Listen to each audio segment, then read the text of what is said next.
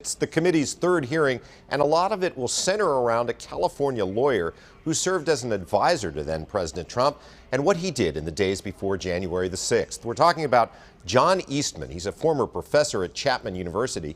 The committee will provide details on how Eastman and Trump tried to pressure Vice President Mike Pence to reject the Electoral College votes from the states Trump lost and delay Congress from certifying the 2020 presidential election. Now, inside the White House, there were people who thought the whole plan was a terrible idea and that it was unconstitutional. The committee has released a video clip from a White House lawyer who told Eastman in a phone call that he should just give up and accept that Biden had won. I don't want to hear any other effing words coming out of your mouth, no matter what, other than orderly transition. Repeat those words to me. And I screamed that in a second. Eventually he said orderly transition. I said, good, John. Now I'm going to give you the best free legal advice you're ever getting in your life. Get a great effing criminal defense lawyer. You're going to need it. And then I hung up on him.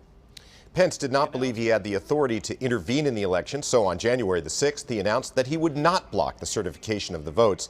But his decision angered the rioters who stormed the Capitol. Some of them shouted, "Hang Mike Pence," and set up a gallows outside.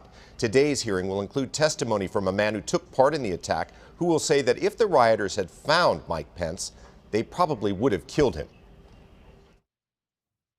We're coming for you. We're coming in like white on rice for Pelosi, Nadler, Schumer. The committee has also released a video clip that shows a man who was part of the mob that stormed the Capitol. That man was given a special tour of the Capitol building the day before by Republican Congressman Barry Loudermilk, who is a Trump supporter.